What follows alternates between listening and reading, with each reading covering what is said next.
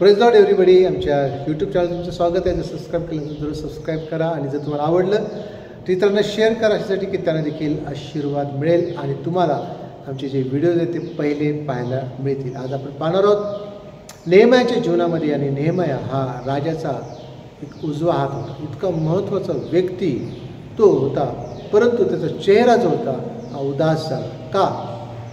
कारण त्याला कळालं की जे लोक आहेत ते दुर्दशेमध्ये आहेत, दुःखामध्ये, त्रासामध्ये आहेत, आणि म्हणून तो दुःखी झाला. आणि जेव्हा तो दुःखी झाला तेव्हा राजाने विचारलं, तो दुःखी का झालास? तो म्हणे, माझे लोक दुःखामध्ये आहेत, त्रासामध्ये आहेत. नेहम्याने काय केलं? तर नेहम्याने प्रार्थना केली. नेहम्याने काय केलं? नेहम्याने उपवास केले. इतरांच्यासाठी आपण देखील इतरांच्यासाठी प्रार्थना केली पाहिजे. आपले नातेवाईक असतील, आई असतील, वडील असतील, बहीण भाऊ जे त्रासामध्ये आहेत त्यांच्यासाठी आपण प्रार्थना आणि उपवास केले पाहिजे. कारण परमेश्वर जो आहे या परमेश्वराने इस्रायल लोकांना पुन्हा संधी दिली.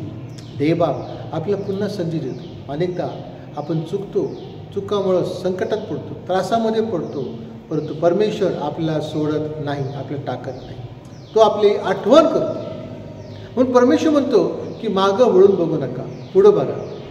आपल्या जीवनामध्ये ज्या चुका केल्या असतील की आपण आठवत बसतो आणि आपण निराश होतो, दुःखी होतो, परंतु परमेश्वर म्हणतो मी तुमच्यासाठी दार उघडलं आहे, ते कोणी बंद करू शकत नाही.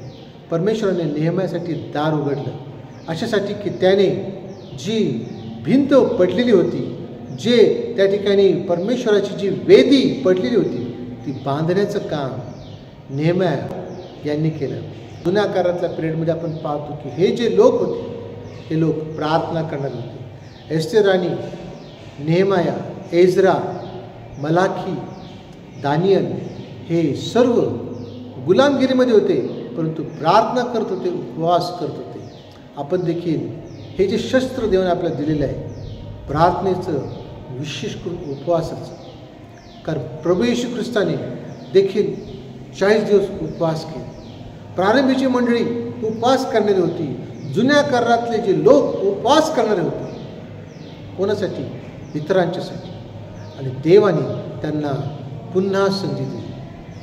पुन्हा त्यांचं पडलेली जी वेदी होती, पडलेली जी भिंत होती, शहर होतं, ते बांधण्यासाठी प्रभू तुम्हाला पुन्हा संधी देणार आहे. तुमच्या जीवनामध्ये काही नुकसान झालं असेल, जॉब गेला असेल, नवरा सोडून गेला असेल, बायको सोडून गेले असेल, मुलं सोडून गेले असतील, परंतु परमेश्वर तुम्हाला कधी सोडून जाणार नाही. तो तुम्हाला पुन्हा संधी देणार आहे बांधण्याची.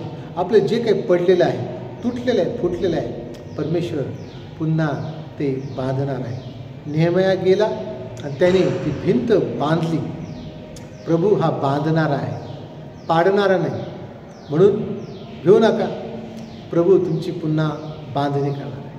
नेहम्याप्रमाणे आपण परमेश्वराकडे जाऊया, उपवास करू, प्रार्थना करू. देवबाप जे गेलेले ते परत आपल्याला देणार आहे. गेलेले आशीर्वाद, गेलेली शांती, गेलेला आनंद, गेलेलं सुख, गेलेले लोक प्रभू तुमच्याकडे परत आणणार आहे.